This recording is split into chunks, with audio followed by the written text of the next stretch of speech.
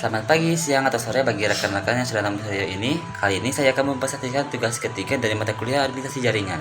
Sebelum itu, izinkan saya memperkenalkan diri terlebih dahulu. Nama saya Alim Fauji dengan NIM 051368805 dari Prodi Sistem Informasi di UPPJJ Bandung. Dan tanpa berlama-lama, kita langsung saja ke videonya. Pada praktikum kali ini, kita akan melakukan simulasi penerapan Spanning Tree Protocol atau STP menggunakan Cisco Packet Tracer. Topologi yang digunakan terdiri dari 4 buah switch yang saling terhubung membentuk sebuah loop atau lingkaran.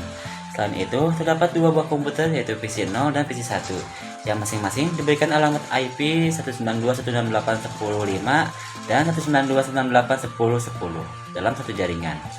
Topologi yang membentuk loop sebenarnya dapat menimbulkan berbagai permasalahan jaringan seperti broadcast storm, duplikasi frame, dan ketidakstabilan tabel MAC address.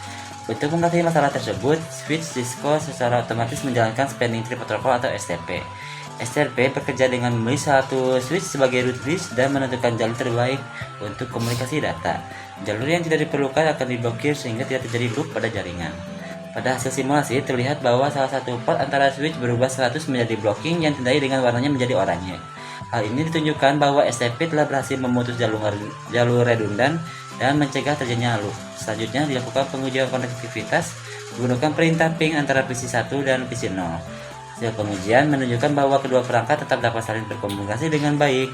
Dengan demikian dapat disimpulkan bahwa Spanning Tree Protocol berhasil menjaga stabilitas jaringan dengan menghilangkan loop tanpa mengganggu komunikasi antar perangkat.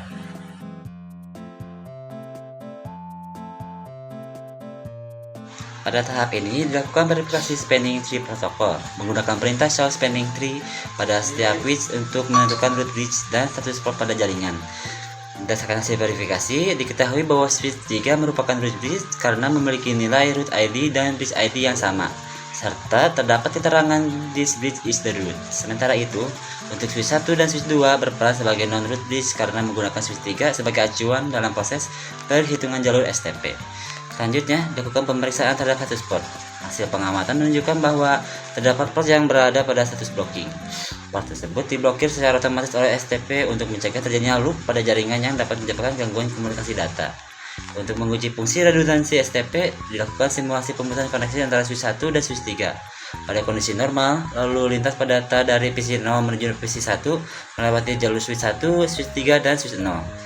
Setelah koneksi tersebut diputus, STP secara otomatis mengaktifkan jalur cadangan sehingga lalu lintas data berpindah melalui switch 1, switch 2, dan switch 0. Hasil pengujian menunjukkan bahwa komunikasi antara PC0 dan PC1 tetap berjalan dengan baik meskipun salah satu jalur utama mengalami gangguan.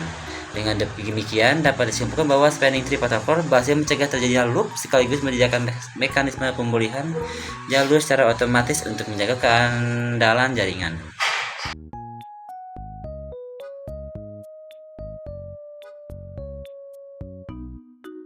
Lalu, pada tahap pengujian ini dilakukan pembuktian kemampuan Spanning Tree Protocol dalam menyediakan jalur cadangan ketika terjadi gangguan jaringan. Pengujian ini dilakukan dengan menjalankan perintah ping-t dari PC0 menuju 1.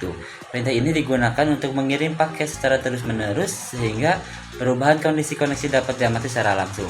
Dalam kondisi normal, paket data dikirim melalui jalur utama yang telah dipilih oleh Spanning Tree Protocol. Selanjutnya, dilakukan simulasi gangguan dengan memutus koneksi antara switch 1 dan switch 3. Saat koneksi terputus, terlihat beberapa paket mengalami kegagalan pengiriman karena Spanning Tree Protocol sedang melakukan proses perhitungan ulang terhadap topologi jaringan. Setelah proses tersebut selesai, STP secara otomatis mengaktifkan jalur cadangan yang sebelumnya berada pada status blocking. Akibatnya, lalu lintas data berpindah ke jalur alternatif melalui switch 1, switch 2, dan 0. Setelah jalur cadangan aktif, paket ping kembali berhasil diterima dan komunikasi antara PC0 dan 1 dapat kembali normal. Nah, hasil pengujian ini dapat disimpulkan bahwa Spanning Tree Protocol mampu menjaga kesediaan jaringan dan menyediakan mekanisme failover otomatis ketika terjadi gangguan pada jalur utama.